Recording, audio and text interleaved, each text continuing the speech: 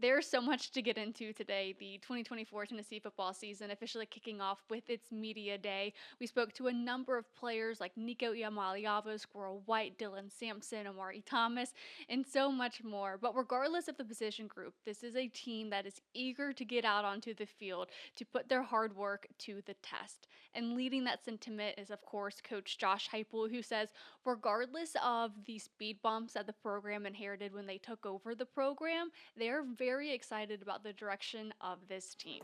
Let's get into it. I'm Paige Dower. This is the Field Pass. Nico Iamaleava is gearing up for his first season as a full-time starter. A season ago, his lone start came in the Citrus Bowl against Iowa, where the team went on to defeat Iowa to the tune of 35-0. And it was in that lone start that Nico completed 12 of his 19 passes for 151 yards and a score. And it's since that outing that his teammates and coaches have continued to sing his praises when it comes to his mental development, his IQ, his ability to get through his read progressions. And Coach Josh Heupel reemphasized that same sentiment on Tuesday, saying that Nico has great command of the offense. I thought during the bowl game, for him to take it from the practice field to the game, for the game, it really to slow down for him during the course of the game. He had great command during that. I think that speaks volume about him as a player and understanding what we're doing. He's been very urgent, worked hard, understanding what we're doing offensively, defensive schemes, the ability to control everything from the run game to protections to checks that we have inside of our offense. He's got a great understanding of that. He's a young player. He's got one start underneath him. We expect him to play at a really high level right from the jump. But there's going to be a growth and maturation for him as a player inside of what we're doing as well. And while the expectations seem to be sky high for the sophomore quarterback, it appears that not only the quarterback himself, but the coaching staff and the team have this real sense of belief that Nico not only will meet those expectations, but has a real chance to exceed those expectations. And we base that off strictly on Nico's work ethic. Joey Halsley, the offensive coordinator, talked to the media on Tuesday and said it was actually after the Citrus Bowl that even despite Nico winning MVP type awards from his performance, that the second he got back to Rocky Top, he was eyes deep in the playbook. He really wanted to learn the intricacies of the playbook. He wanted to understand the whys for when they're making certain play calls. He wants to understand the system in the playbook inside and out, and that has given him immense confidence when it comes to being out on the field, getting through his reads, and it's actually his mental game that's been able to give him the confidence that he has now. Like, that's fun to coach because you don't have to worry about trying to keep a guy humble. That's just who he is. And he came in like as soon as they were back, all right, I want to watch it. How do I get better? How do I do this? He's been working with our assistant coaches as far as understanding, all right, what calls are the centers making on these runs versus these looks versus these fronts, so I can put my eyes in the right spot to be able to make my RPO game what it needs to be. Like, he has absolutely attacked the knowledge side of this, which is not something that we forced him to do, which is why it's really exciting moving forward that he's got that kind of appetite for wanting to learn what this game is. So I asked Nico, I'm like, where does that hunger come from that even in that one start, you believe that you can do more, despite it being a 35-0 win, despite winning the MVP, he still wants to do more. And a lot of that came with his connection with his wide receivers.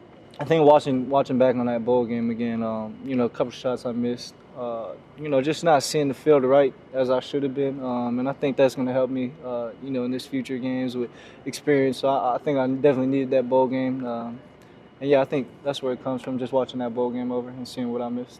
And as his mental game continues to get stronger and he becomes a mentally tough player for Tennessee, he actually revealed that he enjoys road games more than he enjoys the home games. He says, not taking a shot at Vol fans, he loves playing inside Neyland Stadium, but when he's maybe searching for that competitive edge, he says he finds it best in those road games. I definitely love road games more than home games. I don't want to upset, our Neyland fans. I love playing in Neyland Stadium, but I feel like, away games, I just feel like all the odds are against you.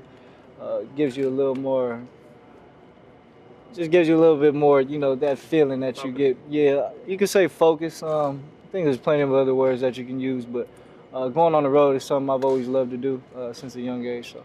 So how excited are you for Oklahoma then to open conference play? Yeah, I'm excited. Yes, ma'am. I'm excited. Now, if you want to hear more from Nico, you can actually go back to the homepage under the bonus section, and there's about a 7-8 minute clip from Nico's media day at Tennessee today. So you can definitely listen to more of that. But what I love the most is him talking about loving road games. He obviously only has one start, and it was in a road game in Orlando against Iowa. But he, of course, was here last season. He was an early enrollee. He has seen great road games and how the quarterbacks and Hendon Hooker and Joe Milton have definitely handled those environments. But when it comes to handling environments, there's actually one environment that might be the toughest for him to handle, and it actually comes to their locker room, where a lot of trash talk ends up happening, and it's the defense, whether it's the defensive line or the DBs, kind of giving Nico all he can handle. When you have a quarterback like Nico, who's a guy who makes plays, a playmaker, does everything in the pocket, just being a good quarterback, it allows us to just to continue to grow as a defensive line playing against someone like that. In practice, we talk and get in the locker room, we talk to Nico, let him know we come after him, all that. But it's all just fun, just we all trying to grow, get to where we need to go and be the best that we could be. It's great, man. I just, when they say stuff like that, it gets my competitive spirit up. So even the DBs will talk a little bit, Ricky will talk. So it definitely just gets my competitive spirit going. I think it just helps us compete a little bit more, knowing that, like, hey, you talking a little trash after he win a little rip. I don't want him to talk. Hey, as soon as he win, I just know he coming, so I can't let that happen. So I just think it just helps our competition, helps our bond as a team. So that's about. Okay, well, that really highlights that there's a lot of talent on both sides of the ball for the team to not even jokingly try to keep score to give them an added edge going into maybe next practice. So it's definitely a lighthearted, encouraging side to that fun trash talk that happens between Nico and the defense. But another area where there is a lot of excitement happening, where there's a lot of talent, is in the wide receiver room, where Coach Josh Heupel says it's the deepest room he's had in his time at Tennessee. And I think when you just look at it from a number standpoint, it makes clear sense. You've got Squirrel White, Bru McCoy, Dante Thornton, Chaz Nimrod, Chris Brazel, and Caleb Webb, and I could go on and on and on. But I want to right now to zero in on Bru McCoy, who has been searching for a breakout year with Tennessee since coming here in 2022. Of course, in that season, it's Jalen Hyatt having the breakout season, ending up winning the Biletnikoff Award as the best receiver in college football that season. And then tragically and unfortunately, last season, he snaps his ankle seemingly in half against South Carolina in September. And it's now nearly been a year, and Joey Halzle describes Bru McCoy as an absolute animal, the way that he has worked during rehab to get him back to the point that he's at now.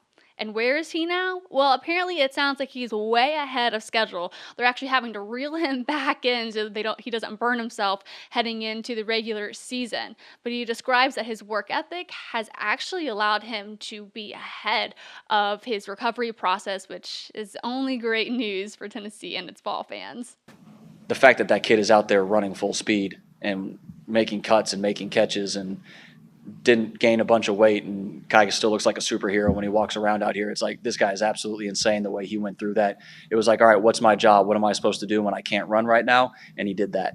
And the training staff was actually saying, hey, Bru, we got to pull you back a little bit. Like, he's pushing it over and over and over to try to get there as quickly as possible. The guy's just an absolute animal in every aspect of whether it's strength training, conditioning, his rehab, his football knowledge. Like, he just attacks it all the same way, which is why he's made this comeback so quickly, which I don't know if everyone thought he was going to be able to, but it's special to watch. And while the conversation around Bru McCoy inevitably always comes to his speed, he's actually a very physical wide receiver a number of times last year, coming up with clutch blocks for Tennessee. So he gives the Vols much needed speed and power, and he has the size that they need to continue to have success inside the SEC. But another player that it kind of surprised me when I'll just mention it. It was Squirrel White when I went over to him and I asked him, where do you think you made the most improvement from the Citrus Bowl game till now? And surprisingly, at least to me, his answer was actually his physicality. And that actually is one downside that the wide receiver has when, scouts are evaluating players, that he is kind of that undersized wide receiver. He's out in the perimeter. You don't have much room to work with. You're up against the sideline.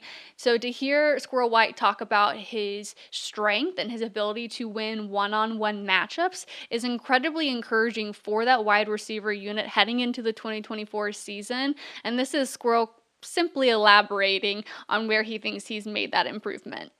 My blocking game, I feel like last season I didn't do a very good job of blocking, but this spring I hold in on trying to block very good and stuff like that, and the run game, and so I think that's what I've improved on. I feel like I develop a lot of if DB get his hands on me, I'm able to like chop down, get away from him, and like kind of use my flipper to get like separate myself from him. So as he's using his flipper to maybe get a little bit of space between him and the defender, it's that growth there that's allowed him to have a really great connection on the deep routes with Nico. Oh yeah, I feel like it's great. The timing is well. You know where I'm gonna be at. I know where he gonna put the ball at. So like, yeah. And I'm sure that has to be music to Vol fans' ears to know that there might be more chunk plays for Tennessee's offense this upcoming season. And it's actually that aspect of the offense that Nico wanted to work on most since the Citrus Bowl. He says, yeah, he did well offensively. He made the passes he was supposed to, but he wanted those passes to be longer. His deep ball, or his longest ball against Iowa, was only 27 yards. So we'll see how much more growth the team and he is able to make in that department specifically. But these are just two kind of position groups that I wanted to touch on today because they had quite interesting things to say. But actually, practice starts Wednesday morning, so we'll get some behind the scenes look at the team and their warm-ups and practicing, and then we'll hear from select coaches and players following that morning practice as well. So I'll have another game recap, or practice recap rather, on Wednesday afternoon. So make sure to subscribe so you don't miss out on that content. So we'll have so much more coming up later this week now that practice is officially kicking off for Tennessee football. I'll chat with you guys then.